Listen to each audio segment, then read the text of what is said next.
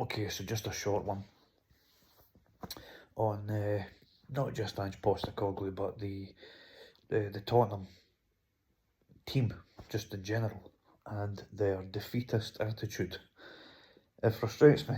I mean, anybody that follows my channel, even just a little bit, will know that I've spoken about Ange Postecoglou quite a bit. I'm a fan of Ange Postecoglou, but the situation he's in at Spurs is just unprecedented.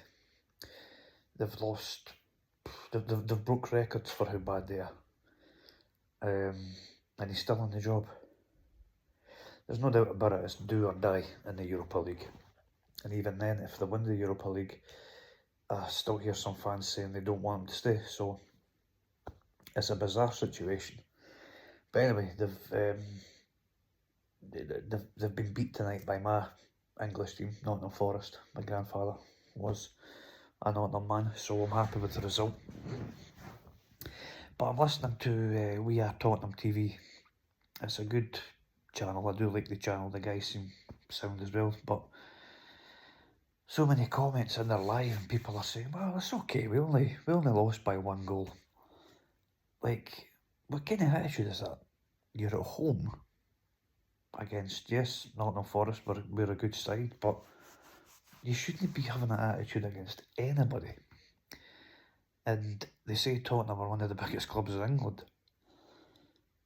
It just amazes me that that's accepted. They think. And by the way, this is the thing, this is the issue, really. That's not the first time. It's actually been a theme in a lot of their losses, because Tottenham have lost a lot of games just by 1 goal. But what does it matter? Like, I don't understand that logic. It's very defeatist, very negative. I don't get it.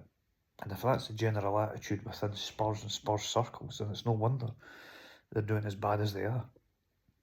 Because that trickles down, and that does the rounds, that type of attitude. I just had to get it off my chest because it frustrates me. It really frustrates me. Just that attitude in general, sports.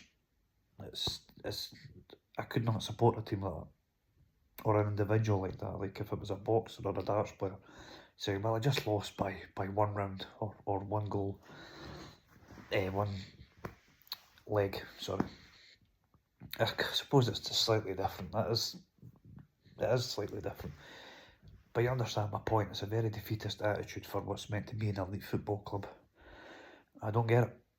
As far as Ange Postecoglou, well, I've said this before. I said it in my last video about the last video I made on Ange Postecoglou. It's do or die in the Europa League. When I made the video last time, I believe it was before the first leg against Frankfurt, and I didn't think they would beat Frankfurt, but they did. Put them out over 2 legs. They're in the semi-final against Bodo Glimt, a very good Norwegian side. Very good, very underrated actually.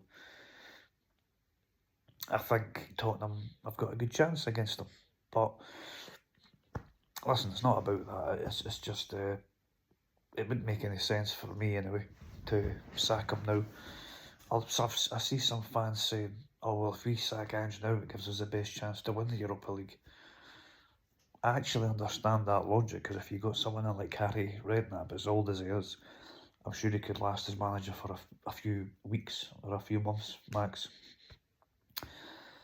But it depends what kind of style you are. I just don't think that would be a good idea. They've came this far with Ange. We don't know what's being said behind closed doors and training and stuff, if they've just directed everything towards the Europa League and thought, right, this season's a write-off in the league. Let's just focus on the Europa League and we'll deal with next season when it comes. So nothing changes that way, even though they've lost.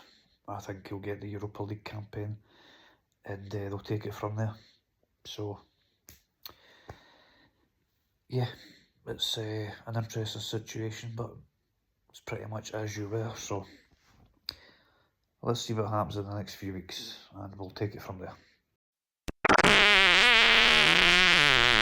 Excuse me.